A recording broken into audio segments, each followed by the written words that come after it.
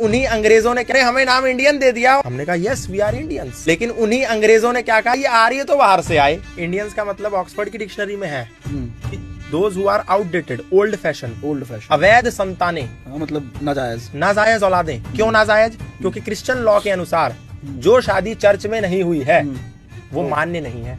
अब हम लोग तो चर्च में शादी कर नहीं रहे, भारतीय संस्कृति में तो फेरे हो रहे हैं, तो इसका मतलब उनकी दृष्टि में हम अवैध हैं। जो हमने शादी करी वो अवैध, और जो हमारे बच्चे होंगे वो अवैध, तो इंडियंस, वो इंडियंस। और वो हमने ले ली।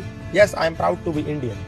अब आप देखो अमेरिका का कोई अंग्रेजी में, जर्मन में, रशियन में कोई और ट्रांसलेशन है?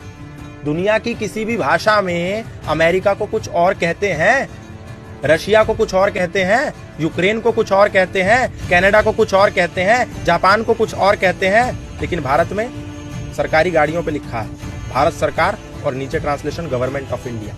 What is this? What is this nonsense? Bharat का ट्रांसलेशन अंग्रेजी में इंडिया कैसे हो सकता है? भारत मतलब भा प्लस रथ, भा मतलब ज्ञान और रथ मतलब लिप्त। जो ज्ञान में लिप्त वो भारत है, जो लोग ज्ञान में लिप्त उनको भारतीय कहते हैं। आर्यवर्त, आर्य मतलब क्या? श्रेष्ठ। इसलिए वेद में कहा कि इंद्रम वर्धन्तु अप्तुरहा अपाघ्नन्तो रावणा कृण्वन्तो विश्वम आर्यम। क्या ये कहा कृण्वन्तो विश्वम इंडियन, कृण्वन्तो विश्वम हिंदू, कृण्वन्तो विश्वम मुसलमान, यहूदी? नो, कृण्वन्तो विश्वम आर्यम।